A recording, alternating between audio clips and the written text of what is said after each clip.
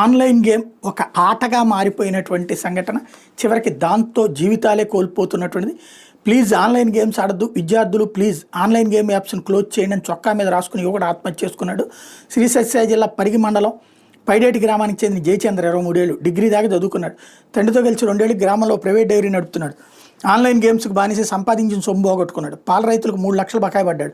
దీనితోడు మరికొంతమంది దగ్గర 3 లక్షల వరకు అప్పులు చేయడంతో ఒత్తిడి పెరిగింది. చేసేది లేక నెల క్రితం పాల వ్యాపారం ఆపేశాడు. ఉద్యోగం కోసం బెంగళూరు వెళ్తానని చెప్పి శనివారం పైడేటి గ్రామం నుంచి బయలుదేరాడు. రాత్రి తండ్రికి జయచంద్ర ఫోన్ చేసి చనిపోతున్నానని చెప్పాడు.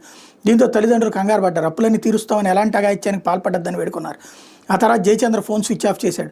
దీంతో కుటుంబీకులు వెతకడం ప్రారంభించారు. రాత్రి హిందూపురం పట్టణం పరిధిలోని గొడ్డం సమీపంలో రైలు పట్టాల మీద తలబెట్టి ఆత్మహత్య చేసుకున్నాడు. తలా మొండెం వేరుపడ్డాయి. లోకో పైలట్ ఇచ్చిన సమాచారంతో హిందూపురం రైల్వే ఎస్ఐ సజ్జప్ప సిబ్బంది అక్కడికి చేరుకున్నారు.